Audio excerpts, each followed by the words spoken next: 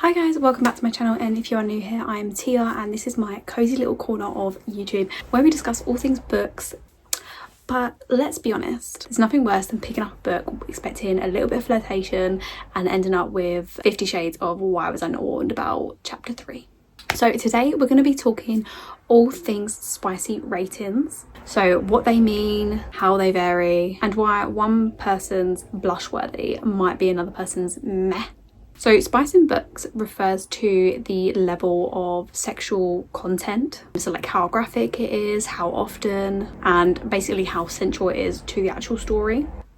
But here's the thing, there's no actual official spice rating. Like, it's all reader driven, it's all wildly subjective. So whereas some readers that they read a lights off scene and they might think, wow, this is high spice, others, like, they won't even flinch if there's like a mirror or a rope and like a safe word involved. So we're gonna break that down on the general consensus of what it means. I would say there's sort of like 6 different levels to it from my understanding and how I would like rate a book on spiciness. The first is being 0, so that means there's absolutely no spice whatsoever. It's absolutely closed door, fade to black. Everything is either happening off page or not at all.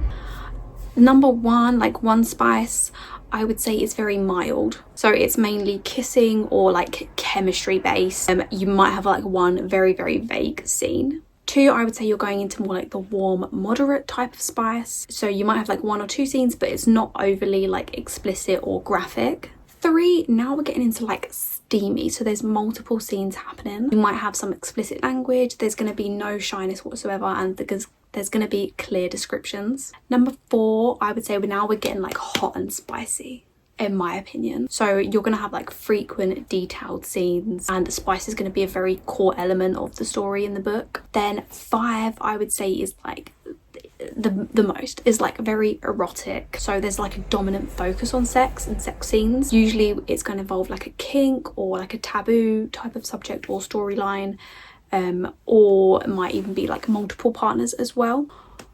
And I was so confused when I used to see like chili ratings and spice ratings on books, because I think, well, what does that actually mean? Like, is that a lot? Like, when it has 3 peppers, is that a lot? But I didn't actually know. So this is what I've come to learn over having a book talk, doing my own research and reading my own spicy books. Not my own, I've written like my own ones that I've picked up.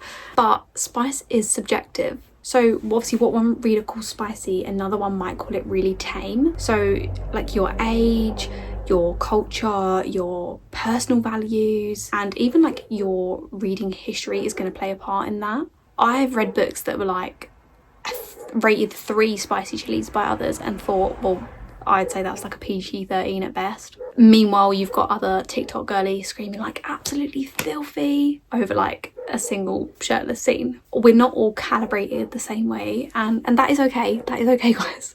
But let's also be clear, like a 5 spice book isn't always a 5-star book. Some spicy books are literally just that spice.